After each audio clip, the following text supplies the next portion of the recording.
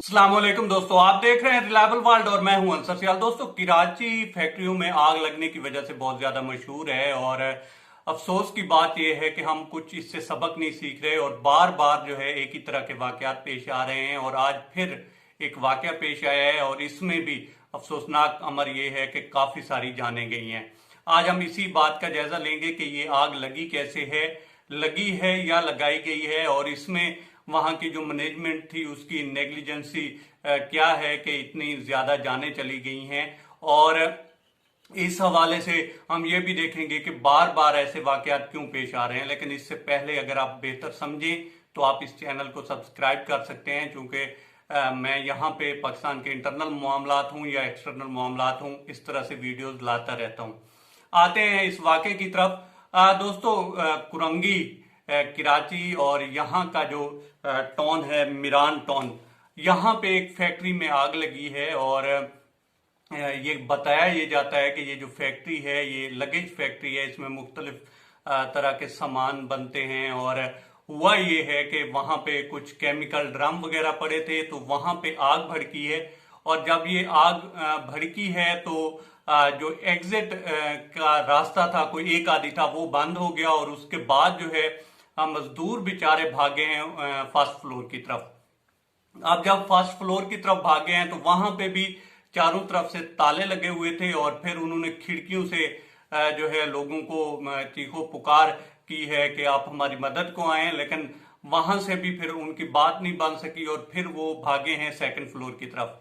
और वहां पे भी सेम ही सीन था कि एग्जिट का रास्ता वहां पे भी नहीं था और फिर वो जो है नीचे आए हैं और इतनी देर में सफोकेशन से और सांस घुटने से, चूंकि धुआं इतना इकट्ठा हो गया है कि फिर उनकी वो जो आवाजें आ रही थी लोगों को चीखो पुकार की, वो भी आना बंद हो गई हैं। और इस दौरान जो है वहां पे वो बेहोश होना शुरू हुए हैं। और बताया ये जाता है कि टोटल जो है वहां पे 25 लोग थे और इसमें से जो है 15 की तो लाशें भी निकाल ली गई हैं और इसमें 3 भाई थे, 3 सगे भाई थे। और इसके अलावा जो लोग बाकी बचे हैं तो उनके भी कहा यह जाता है कि बचने की उम्मीद बहुत कम है। हो सकता है कि वो भी, अल्लाह ना करे कि उनमें से भी काफी सारे जो हैं या सारे ही अपनी जान से हाथ धो बैठे।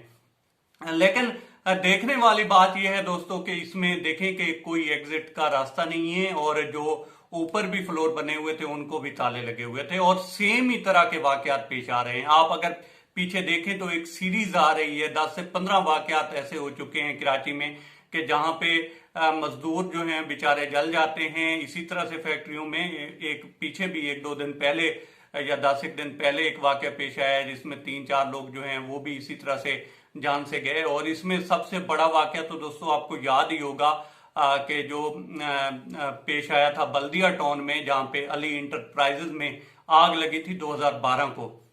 और इसके बारे में बताया ये जाता था कि आग लगाई गई थी और एक खास पार्टी थी जो बाद में पार्टी भी नहीं रही और टुकड़ों में बट गई। हो सकता है कि लगाई भी गई हो और किसी की आह पड़ी हो। बहरहाल वो जो वाकया था वो भी इसी तरह का था, इससे मिलता जुलता था कि एग्जिट के रास्ते उसमें थे तो वो भी ब्लॉक थे और कुछ तो कहते हैं कि एग्जिट के रास्ते थे ही नहीं और अक्सर जो थे तो उनको भी ब्लॉक कर दिया गया था कोई एक किसी साजिश के तहत। तो वहां पे 250 लोग जो थे वो जान से गए थे, जान की बाजी हार गए थे। और इधर भी उसी तरह से 25 के लगभग तो आप कह लें, अगर कोई नहीं मजीद बचता, जिंदगी की बाजी सारे ही हारते हैं, तो 25 लोग इसमें भी गए हैं।